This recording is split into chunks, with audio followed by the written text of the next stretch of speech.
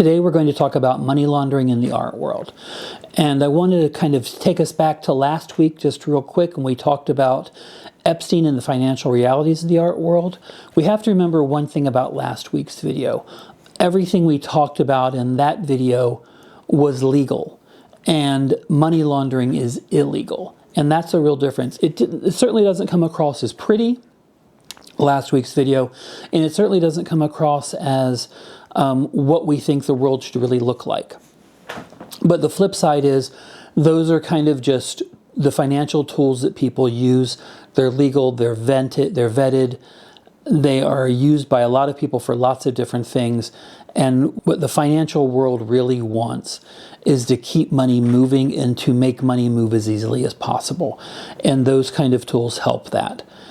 Granted, they're legal. They kind of didn't feel legal, but they are. Today we're talking about something that actually is illegal, and that's money laundering in the art world. I'll see you on the other side of the intro.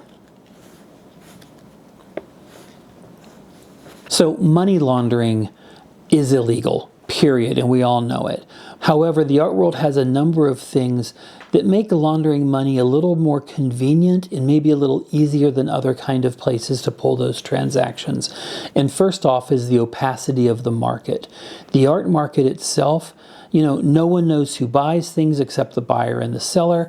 No one knows what that price was except the buyer and the seller. And if their mouths are being kept shut, and they almost always are, because discretion is 99% of the art world, they're in good shape.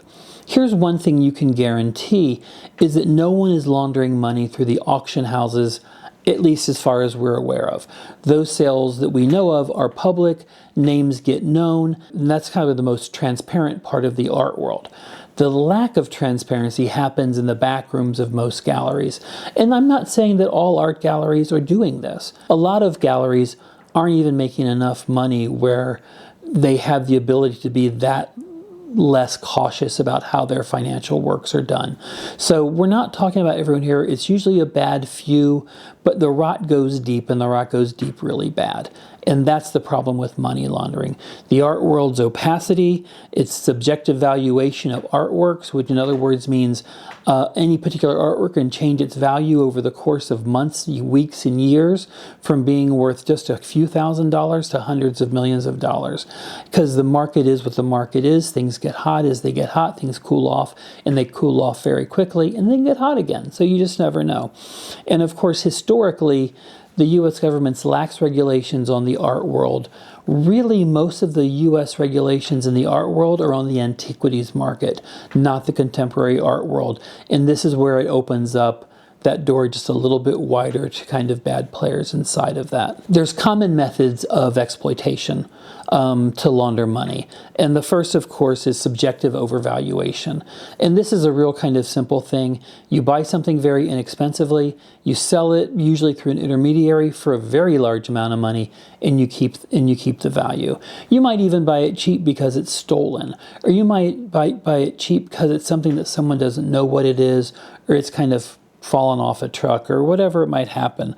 But you're using illicit funds to buy it, and then you sell it a higher one. Once that has gone out to the market, it now has kind of a new receipt tagged to it, and the money's clean.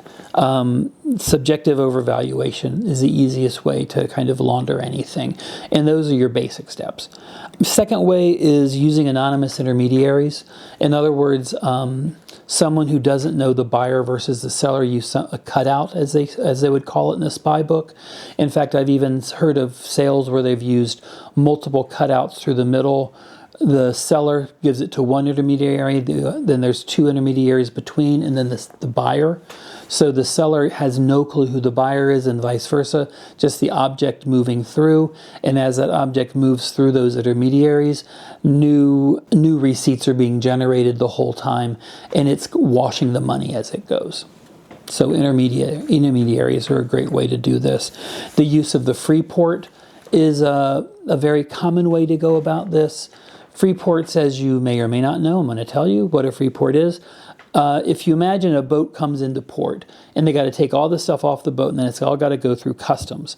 A free port sits before customs, but after that gate. So you can have a spot in a free port where something goes off the boat, goes into the free port, And a piece of art can sit in a free port for as long as you want.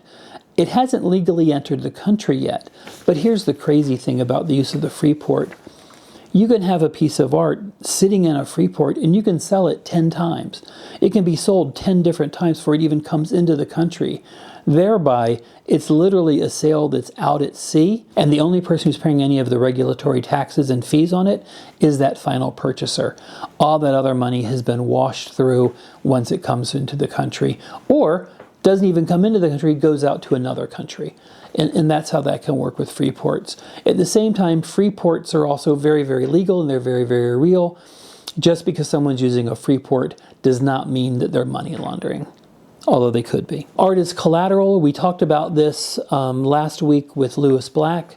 We're not talking about something that's done through Bank of America.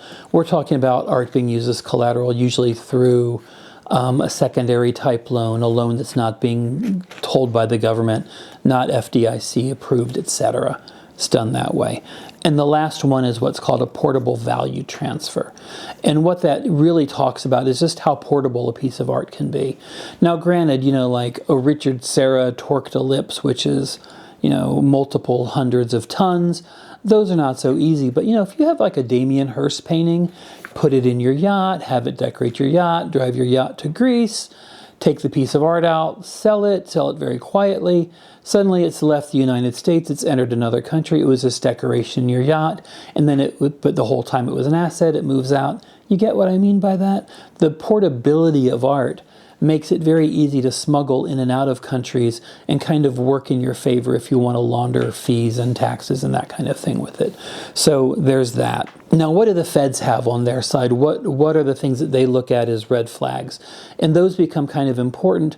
And honestly, they're a little bit toothless, if you ask me.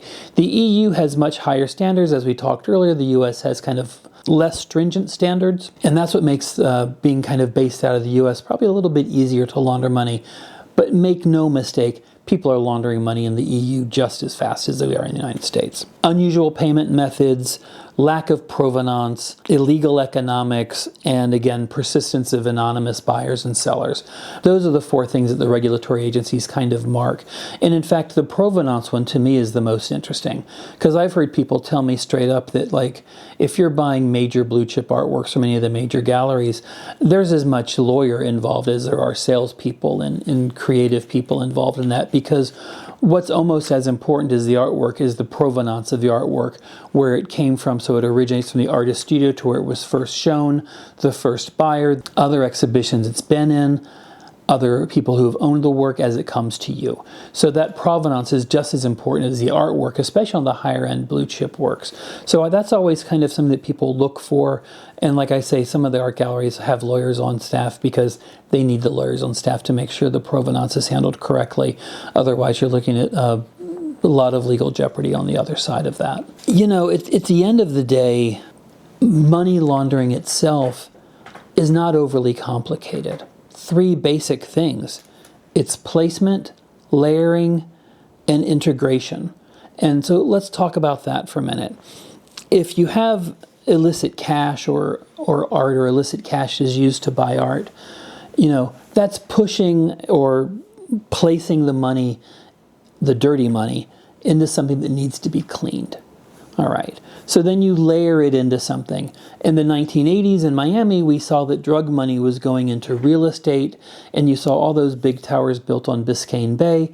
And then, of course, money came out, and also the developers made money, and the drug cartels made their money and got their money washed so they could keep it in a U.S. banks and keep it safe. So that's basically how it works. So that's the layering aspect. You put it into something that can be easily sold and then kind of pushed back into the population at large. And then once you sell it, that money is now integrated back into the world at large. You may have paid a percentage or whatever, lost a percentage of your money, but you have laundered a large amount of that money, and that what goes into it. That is the basic A, B's, and C's of money laundering. Now, this is not a how-to video. I wouldn't even know where to start. Please don't use my notes and my 10-minute conversation with you to start laundering money.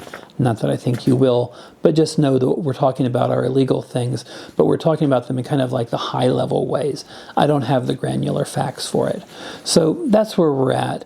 I want to thank you guys for taking the time for this today to watch and listen. Hope all is well in your world. Like and subscribe if you can, and I'll see you next time. Thanks again.